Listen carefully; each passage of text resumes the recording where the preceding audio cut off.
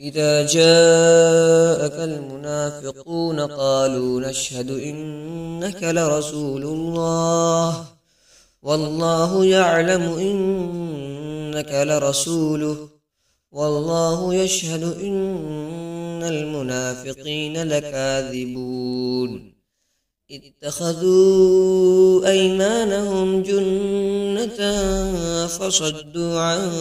سبيل الله إنهم ساء ما كانوا يعملون ذلك بأنهم آمنوا ثم كفروا فطبع على قلوبهم فهم لا يفقهون وإذا رأيتهم تعجبك أجسامهم وإن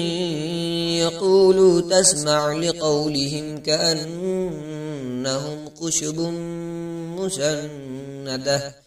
يحسبون كل صيحة عليهم هم العدو فاحذرهم قاتلهم الله أنى يؤفكون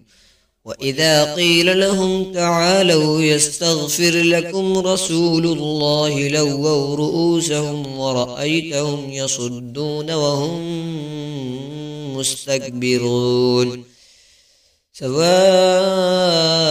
عليهم أستغفرت لهم أم لم تستغفر لهم لن يغفر الله لهم والله لا يهدي القوم الفاسقين هم الذين يقولون لا تنفقوا على من عند رسول الله حتى ينفضوا ولله خزائن السماوات والأرض ولكن المنافقين لا يفقهون يقولون لئن رجعنا إلى المدينة ليخرجن الأعز منها الأذل ولله العزة ولرسوله وللمؤمنين ولكن المنافقين لا يعلمون يا أيها الذين آمنوا لا تلهكم أموالكم ولا أولادكم عن ذكر الله ومن يفعل ذلك فأولئك هم الخاسرون وأنفقوا مما رزقناكم من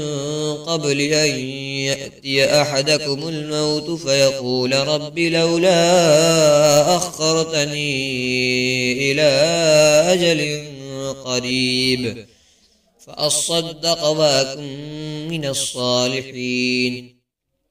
ولن يؤخر الله نفسا إذا جاء أجلها والله خبير بما تعملون صدق الله العظيم.